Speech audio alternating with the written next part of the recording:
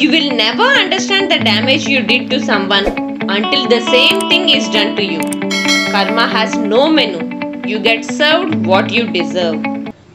महाभारत युद्ध भाई भाइयों के बीच, धर्म अधर्म के बीच हुआ संघर्ष। इस युद्ध के अंत में धृतराष्ट्र अपने 100 पुत्रों को खो लिया। युद्ध समाप्ति के बाद जीते पांडव श्री कृष्ण के साथ हस्तिनापुर वापस आ गए थे। तब पुत्र शोक से धृतराष्ट्र श्री कृष्ण के पास रोने लगा। इस दुख से क्रोधित हुए धृतराष्ट्र श्री कृष्ण से, सब जानकर भी, भगवान होकर भी आप चुप क्यों रह गए? आपके आंखों के सामने इतना अनर्थ क्यों होने दिया? 100 पुत्रों को खोया हुआ दुख मुझे क्यों होने दिया? कहा। धृतराष्ट्र के बातों से श्री कृष्ण, हे राजा, जो हुआ वो सब मैंने नहीं किया या न मैंने होने दिया।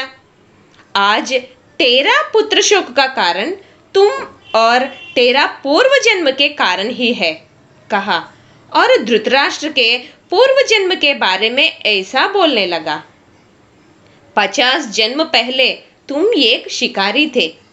एक दिन शिकार में कुछ नहीं मिलने से थके हुए तुम एक वृक्ष के नीचे बैठे हो।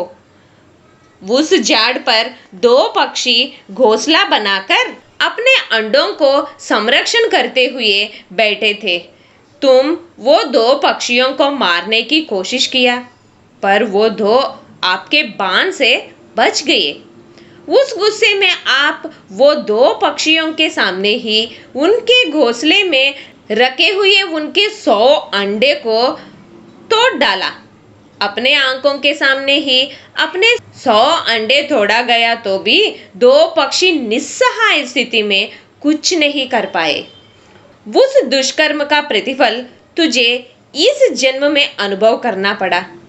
तुम कितने जन्म लिया तो भी, कहीं भी रहा तो भी, कोई तुझे सजा दिया या नहीं दिया तो भी, आपका कर्म फल आपको अनुभव करना ही पड़ेगा। कोई भी किसी से भी बच सकते हैं, पर अपने कर्म फल से नहीं। धृतराष्ट्र को ये सब सुनने के बाद उनके मन में और एक प्रश्न आया कि जब अपना कर्म नहीं छोड़ती है तो इतनी जन्म तक राह क्यों देखी? पहले ही मुझे सजा क्यों नहीं मिला? कहा। धृतराष्ट्र के बातों से मुस्कुराते हुए श्री कृष्ण ने ऐसा कहा कि 100 पुत्र एक जन्म में प्राप्त होने के लिए बहुत पुण्य और भाग्यशाली बनना पड़ेगा। सत्प्रवर्तन का पालन करना होगा। 100 पुत्र होने के लिए जितना पुण्य चाहिए उतना कमाने के लिए तुझे 50 साल लगा। 100 पुत्र होने जितना पुण्य तुम कमाने के बाद 100 पुत्र होने के बाद ही कर्म अपना काम शुरू किए। श्री कृष्ण के ये बातें सुनकर धृतराष्ट्र अवाक रह गए। धृतराष्ट्र के जीवन के इस घटना से हमें ये सीखना है कि अनेक जन्म के अच्छे कर्म से कमाए हुए पुण्य को मिटाने के लिए एक दुष्कर्म काफी है। जय श्री कृष्ण।